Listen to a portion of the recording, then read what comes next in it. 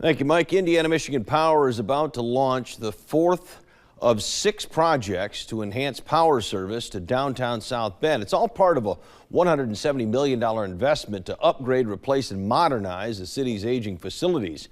But as News Center 16's Jen Cardone explains now, some people aren't too happy about what the project will bring. Jen?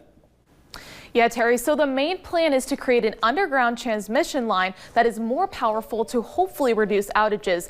But the part that has some residents hung up is I&M plans to retire 2 substations and build 2 new ones, one of which is in a developing neighborhood, which residents say they fear may stop that growth.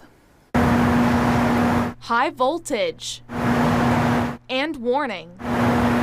A substation that Hill Street residents don't want coming to their neighborhood. And this will be the yard for the dog. Liz and Rich Hart are about a month away from moving into their retirement home. They say they had no idea this might move into their neighborhood. We started planning this home a year ago, February, and so we've been kind of tuned into what's going on, so this was a big surprise for us. They only found out 2 days ago from a newspaper article. That's the first we heard about it, and that's all we know. I&M plans to retire the Colfax substation and build a new one. But Colfax is pretty much landlocked in a really tight area, and there just isn't any place to put it next door. So the plan is to move it a few blocks to the northeast. This could potentially stop the great development that's been happening here. The proposed substation might look something like this. Liz and Rich worry this eyesore might draw the wrong crowd to move in across the street. Who's going to build housing there? No one will build housing there. It's going to just totally crush that and turn it into not the kind of development we want. This is a very densely populated area. There's only so much land in downtown South Bend, and this line has to be on a certain corridor for it to be effective. There are options, but they're limited. And I just can't picture how that will fit in and not be a hazard to the children in our neighborhood.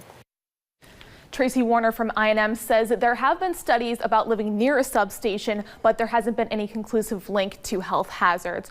Also, they did send out flyers a few weeks ago about this issue, and I did talk to several neighbors who said they received them, but they didn't think that the substation would be so close to home.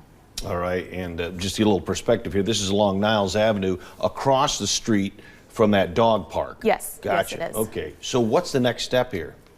Well, I&M is going to take comments from tonight's open house into consideration, and there are no other meetings planned as of right now. They will let the public know as soon as a decision is reached. I&M won't start construction on this thing until 2018, and they hope to be done by 2019 with all the upgrades. If you have any questions or concerns, I'll have all the contact information in our WNDU app and online, so you can get in contact with the right people. All right, Jen, thanks a lot.